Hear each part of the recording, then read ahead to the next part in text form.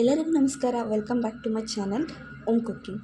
ಇವತ್ತು ನಾವು ಜಸ್ಟ್ 5 ನಿಮಿಷದಲ್ಲಿ ಅಡುಗೆ ಮಾಡೋಕ್ಕೆ ಬರದೇ ಇರೋರು ಕೂಡ ಮಾಡ್ಕೋಬಹುದಾದಂಥ ಒಂದು ಸೂಪರ್ ರೆಸಿಪಿನ ಇವತ್ತು ನೋಡೋಣ. ಮೊದಲಿಗೆ ಒಂದು 2 ಮೊಟ್ಟೆನ ನಾನಿಲ್ಲಿ ಬೇಯಿಸ್ಕೊಂಡಿದ್ದೀನಿ. ಇದನ್ನು ನಾವು ಸಣ್ಣ ಸಣ್ಣದಾಗಿ ಕಟ್ ಮಾಡ್ಕೋಬೇಕು. ಹಾಗೆ ಪ್ಯಾನ್ಗೆ 2 ಟೇಬಲ್ ಸ್ಪೂನಷ್ಟು ಆಯಿಲ್ ಹಾಕ್ಕೊಳ್ಳೋಣ. ಈಗ 1 ಈರುಳ್ಳಿ ಮತ್ತು 2 ಹಸಿಮೆಣಸಿನ್ಕಾಯಿನ ಕಟ್ ಮಾಡ್ಕೊಂಡು ಹಾಕ್ಕೊತಾ ಇದ್ದೀನಿ. ಇದು ಎರಡೂ ಸ್ವಲ್ಪ ಬಣ್ಣ ಬದಲಾಗೋವರೆಗೂ ಒಂದು ಸ್ವಲ್ಪ ಚೆನ್ನಾಗಿ ಫ್ರೈ ಮಾಡ್ಕೋಬೇಕು. ಚೆನ್ನಾಗಿ ಫ್ರೈ ಮಾಡ್ಕೊತಾನೆ ನೆಕ್ಸ್ಟು 1 ಟೇಬಲ್ ಸ್ಪೂನ್ ಆಗೋಷ್ಟು ಜಿಂಜರ್ ಗಾರ್ಲಿಕ್ ಪೇಸ್ಟ್. ಇದು ಮನೇಲೇ ಮಾಡಿರೋದು, ನೀವು ಬೇಕಿದ್ದರೆ ಅಂಗಡಿದು ಕೂಡ ಹಾಕ್ಕೋಬಹುದು. ಜಿಂಜರ್ ಗಾರ್ಲಿಕ್ ಪೇಸ್ಟ್ನ ಹಾಕ್ಕೊಂಡು ಅದು ಹಸಿ ವಾಸನೆ ಹೋಗೋವರೆಗೂ ಹುರ್ಕೋಬೇಕು ಚೆನ್ನಾಗಿ. ಇಲ್ಲಿ ಜಿಂಜರ್ ಗಾರ್ಲಿಕ್ ಪೇಸ್ಟ್ನೆಲ್ಲ ಚೆನ್ನಾಗಿ ಹುರ್ಕೊಂಡ್ಮೇಲೆ ಇಲ್ಲಿ 2 ಮೊಟ್ಟೆ ನಾವೇನು ಆವಾಗಲೇ ಬೇಯಿಸ್ಕೊಂಡು ಇಟ್ಕೊಂಡಿದ್ವಿ ಅದನ್ನು ಚಿಕ್ಕ ಚಿಕ್ಕ ಪೀಸಾಗಿ ಕಟ್ ಮಾಡ್ಕೊಳ್ಬೇಕು. ಚಿಕ್ಕ ಚಿಕ್ಕ ಪೀಸಾಗಿ ಈ ಥರ ಕಟ್ ಮಾಡ್ಕೊಳ್ಳೋದ್ರಿಂದ ಒಂದೊಂದು ಬೈಟಲ್ಲಿ ನಿಮಗೆ ಊಟ ತಿನ್ನಬೇಕಾದ್ರೆ ಸಿಗುತ್ತೆ. ಅದಕ್ಕೋಸ್ಕರ ಈ ಥರ ಕಟ್ ಮಾಡ್ಕೊಂಡು ಹಾಕ್ಕೊಂಡಿರೋದು.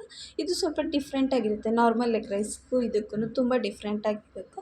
ಹಾಗೆ ಒಂದು ಸ್ವಲ್ಪ ಅರಿಶಿನ ಪುಡಿ, ಹಾಗೆ ಒಂದು ಸ್ವಲ್ಪ ಖಾರದ ಪುಡಿ, ಒಂದು ಸ್ವಲ್ಪ ಗರಂ ಮಸಾಲ, ಬೇಕಿದ್ದಲ್ಲಿ ಸ್ವಲ್ಪ ಜೀರಿಗೆ ಪುಡಿನೂ ಹಾಕಿ ರುಚಿಗೆ ತಕ್ಕಷ್ಟು ಉಪ್ಪನ್ನ ಹಾಕ್ಬಿಟ್ಟು ಚೆನ್ನಾಗಿ ಫ್ರೈ ಮಾಡ್ಕೋಬೇಕು.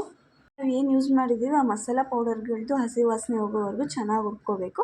ಅದಾದಮೇಲೆ ನಾನಿಲ್ಲಿ 1.5 ಕಪ್ಪಷ್ಟು ರೈಸ್ನ ಹಾಕ್ಕೊಂಡಿದ್ದೀನಿ. ಇದು ಒಬ್ಬರಿಂದ ಇಬ್ಬರಿಗಾಗುತ್ತೆ. ಹಾಗೆ ಸ್ವಲ್ಪ ಕೊತ್ತಂಬರಿನ ಹಾಕ್ಕೊಂಡು ಚೆನ್ನಾಗಿ ರೈಸ್ನ ಮಿಕ್ಸ್ ಮಾಡ್ಕೋಬೋದು. ನೀವು ಬಿಸಿ ಅನ್ನಕ್ಕೆ ಮಾಡ್ಕೋಬೇಕು ಅಂತೇನಿಲ್ಲ. ಬೆಳಿಗ್ಗೆ ಏನಾದರೂ ರೈಸ್ ಮಾಡಿದರೆ ಮಧ್ಯಾಹ್ನಕ್ಕೂ ಕೂಡ ಇದಾಗುತ್ತೆ, ನೀವು ಆರಾಮ್ಸೆ ಮಾಡ್ಕೋಬೋದು. ನಿಮಗೆ 5 ನಿಮಿಷದಲ್ಲೆಲ್ಲ ಬೇಗ ಅರ್ಜೆಂಟಾಗಿ ಏನಾದರೂ ಮಾಡಬೇಕು, ಯಾರಾದ್ರು ಅರ್ಜೆಂಟಾಗಿ ಗೆಸ್ಟ್ ಬಂದರೂ ಕೂಡ ಬೇಗ ಮಾಡ್ಕೊಬಿಡ್ಬೋದು ಈ ರೈಸ್ನ.